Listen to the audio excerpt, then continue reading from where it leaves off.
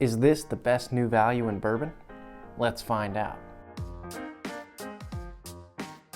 Hey everybody, welcome back to another episode of the Bourbon Hutch, and thanks so much for joining me on this journey through the world of whiskey. So today I'm super excited to dive into Bulleit Bottled in Bond. This is a brand new release from Bulleit.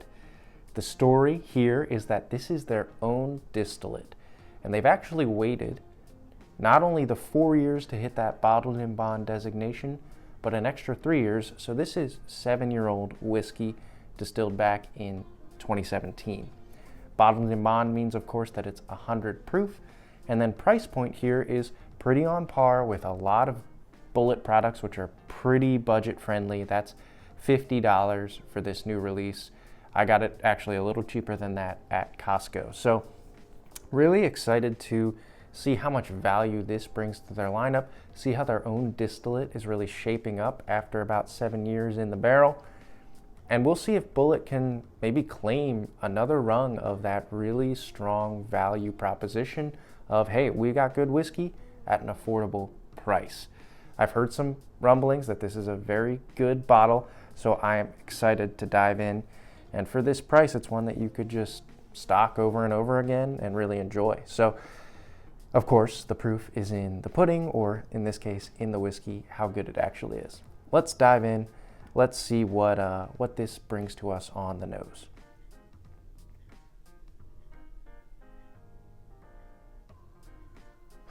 So it's nice and inviting, little spicy. I actually forgot to look up the mash bill for Bulleit, but I know they're typically high rye, so I can feel that spice. There's like a maple quality to it, but not so much like maple syrup, more just like pure maple that comes right out of a tree.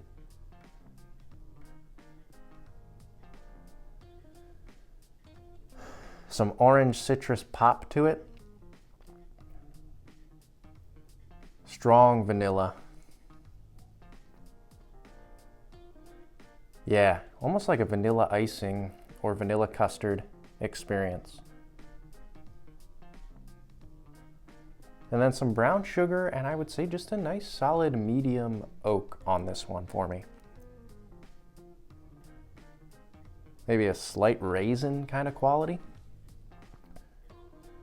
It's evoking an image for me, and it's got good density, and the image is like a cupcake. My sister makes gourmet cupcakes, and she's just a phenomenal baker, and this is reminding me of like a cinnamon orange, if she made some sort of cinnamon orange cupcake and then the frosting was like a vanilla buttercream. It's something like that. So interested to dive in on the palate. Pretty solid nose for this price point. All right, cheers. Yeah, that's good. First thing I noticed is the body to it. Like, it's got pretty good depth and richness and a solid mouthfeel. Continues to unfold. It's actually got a pretty long finish here. Spicy. Definitely got some spice kick to it. So that rye spice is certainly present. Some oak, but not too much by any means. It really leans into its maple, orange citrus, and vanilla core here. Brown sugar came through a little bit more on the palate for me, but it's that maple, orange citrus, and vanilla that I feel like are the three main prominent notes on this one. All right, let's go in for a second sip now that we've got it on our palate. See if we can pick out some more flavors. Cheers. Yeah, very consistent sip there. Maybe the oak has built just a little bit more. Maybe a slight touch of like a chocolate or something earthier, maybe like a darker chocolate experience for me. I felt like I sensed that on the nose as I went into just a slight earth note. Cinnamon, I feel like the spice, I'm honing in more on this rye spice and cinnamon core to it. But yeah, it's almost like if you made a rye bread cupcake with a cinnamon, orange, vanilla buttercream frosting, It's quite good, quite dense for the price point. And that maple is really, really nice. It's definitely probably the most prominent note for me. It's really coming through with that maple, which adds a lot of sweetness, but it's not a generic sweetness. It's a good, distinct maple sweetness. All right, so let's go in on the third sip now on the palate. We'll really evaluate the overall experience and then keep an eye on that finish in particular. Cheers. All right. This is one of the more consistent whiskeys I've tasted. I don't feel like it's getting so much more complex, but that's okay. The orange, the vanilla, the cinnamon, all there, the maple there, and maybe a little bit of that chocolate touch. Brown sugar as well. Maybe a slight like Tootsie Roll experience because of that chocolate and brown sugar feeling for me. But overall, really, really good stuff here. I think the finish is very solidly medium, maybe on the longer end of medium. What sticks around the most for me is that spice, a little bit of that vanilla frosting kind of experience, and some of that maple sweetness.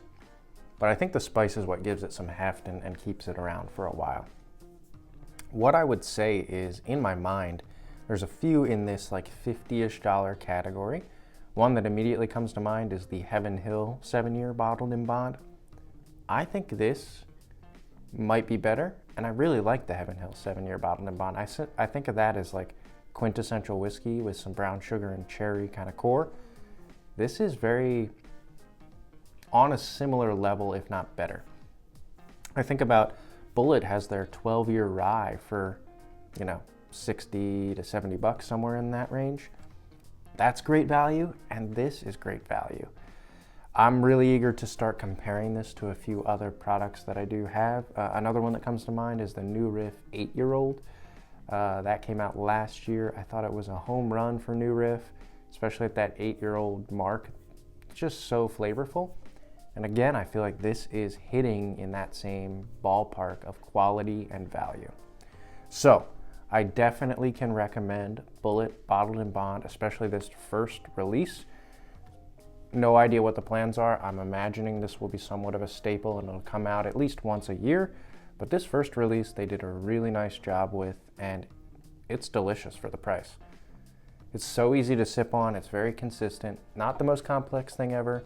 Doesn't have a finish that lasts for ages, but it's consistently good. Brings good flavors of spice and sweetness. It's great value. All right, would love to know in the comments below if you've been able to get this bottle so far, crack it open, taste it, what you think. If you haven't, is it one you're gonna be trying to grab and add to your collection? While you're at it, hit the like button on this video. That's what gets it out to the most people. And then if you haven't already, please consider subscribing to the Bourbon Hutch.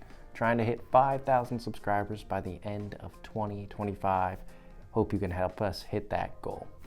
Till I see you guys again for another video, all I can say is keep drinking good whiskey and cheers.